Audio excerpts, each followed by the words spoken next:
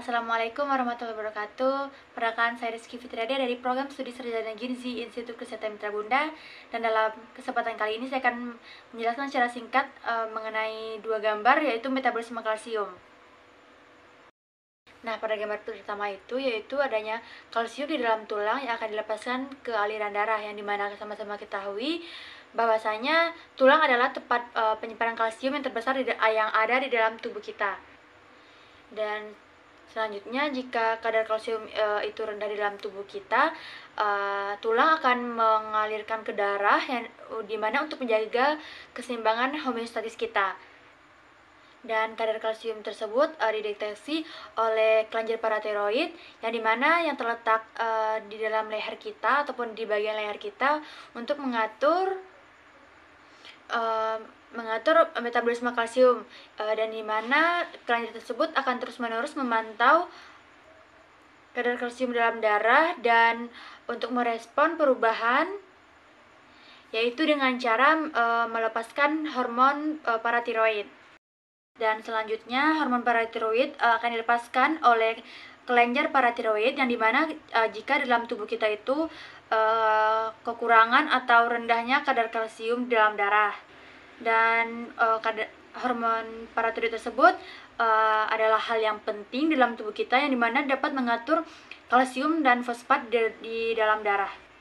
Dan hormon paratiroid itu juga bekerja di dalam organ tubuh kita yang lain, seperti untuk membantu penyerapan kalsium, mengurangi ekstraksi kalsium, dan memindahkan kalsium ke tulang.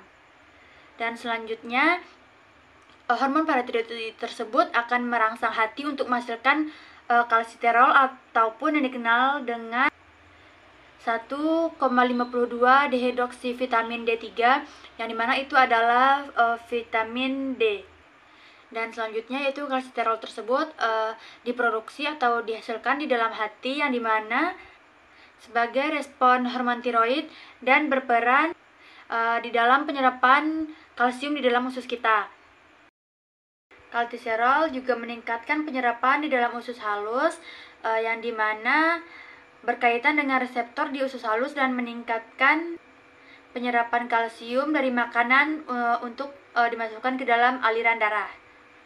Dan selanjutnya yaitu ginjal akan menyaring produk limbah dari darah, dan selanjutnya yang akan diekspresikan di dalam urin. Dan di mana hormon paratiroid tersebut juga berperan penting di dalam ginjal untuk mengurangi kadar kalsium yang hilang melalui urin, yang dimana sehingga dapat menghambat kalsium di dalam darah kita. Selanjutnya yaitu hormon paratiroid ini juga merangsang resorpsi kalsium dari tulang, yang dimana resorpsi itu adalah proses pemecahan jaringan tulang untuk melepaskan kalsium di dalam aliran tubuh kita, yang dimana hormon paratiroid ini juga akan mengaktifkan sel-sel yang akan bertanggung jawab di dalam resorpsi tulang, sehingga itu dapat meningkatkan pelepasan kalsium dari tulang.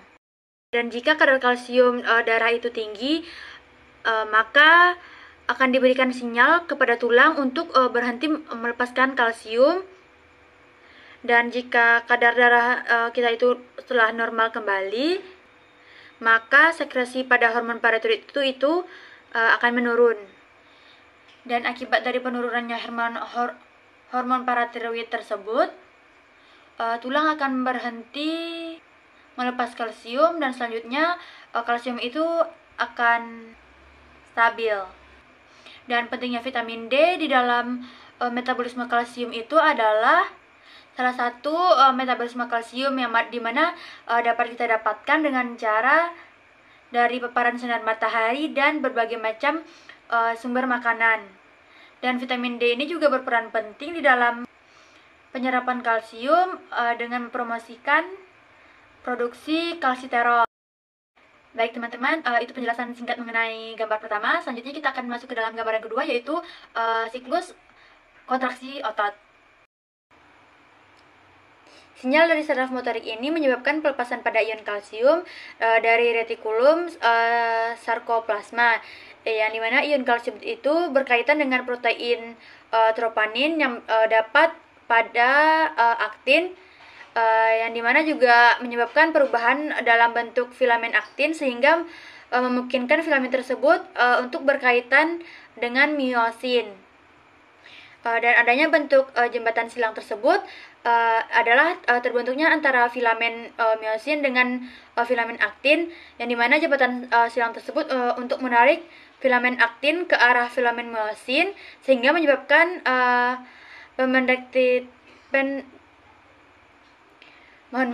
pemendekan sarkomer, yang dimana pembendekan sarkomer ini juga bisa menyebabkan terjadinya pembendekan otot secara keseluruhan. Dan selanjutnya, pompa kalsium itu akan memompa ion kalsium kembali ke dalam retikulum sarkoplasma, yang dimana ion kalsium tersebut juga tidak bisa berkaitan dengan troponin sehingga filamen aktin itu kembali ke posisi semula atau posisi awalnya. Dan di mana filamen miosin itu akan terlepas dari filamen aktin sehingga dapat menyebabkan sarkomer ini kembali ke panjangan semula dan otot pun akan terrelaksasi.